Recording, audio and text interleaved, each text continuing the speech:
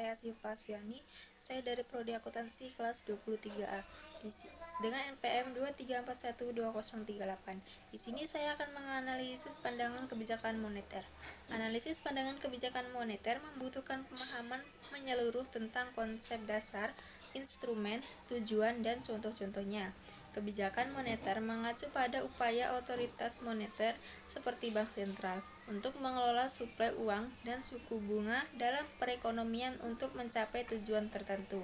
Instrumen kebijakan moneter meliputi operasi pasar terbuka, suku bunga, dan cadangan wajib bank.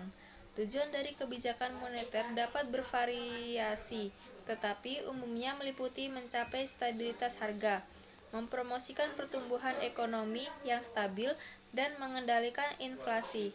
Contohnya, termasuk menaikkan suku bunga untuk mengendalikan inflasi yang meningkat atau melakukan pelonggaran kuantitatif untuk merangsang pertumbuhan ekonomi saat stagnasi. Dalam analisis, penting untuk mempertimbangkan konteks ekonomi makro, termasuk inflasi, pertumbuhan ekonomi, tingkat pengangguran, dan stabilitas keuangan. Dengan pemahaman yang mendalam tentang kebijakan moneter, dapat dievaluasi bagaimana kebijakan tersebut mempengaruhi berbagai aspek perekonomian dan kesejahteraan masyarakat secara keseluruhan. Fungsi dari kebijakan moneter ini adalah untuk mempertahankan atau menjaga kestabilan perekonomian dan juga sekaligus untuk mengendalikan tingkat harga yang ada di pasar. Analisis pandangan kebijakan moneter membutuhkan pemahaman menyeluruh tentang konsep dasar, instrumen, tujuan, dan contoh-contohnya. Kebijakan moneter mengacu pada upaya otoritas moneter, seperti bank sentral, untuk mengelola suplai uang dan suku bunga dalam perekonomian untuk mencapai tujuan tertentu. Instrumen kebijakan moneter meliputi operasi pasar terbuka, suku bunga, dan cadangan wajib bank. Tujuan dari kebijakan moneter dapat bervariasi, tetapi umumnya meliputi mencapai stabilitas harga, mempromosikan pertumbuhan ekonomi yang stabil, dan mengendalikan inflasi.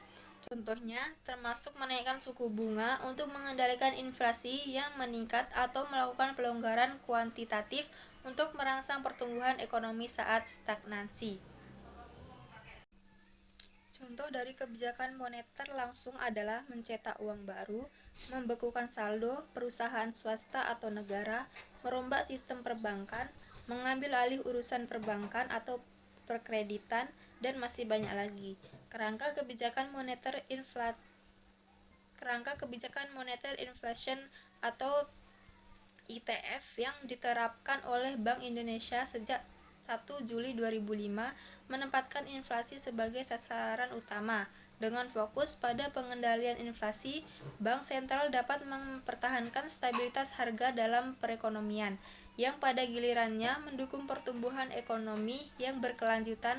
Pendekatan ini kemungkinan Bank Indonesia untuk menggunakan instrumen kebijakan moneter seperti suku bunga untuk mengendalikan tingkat inflasi dan mencapai target yang ditetapkan.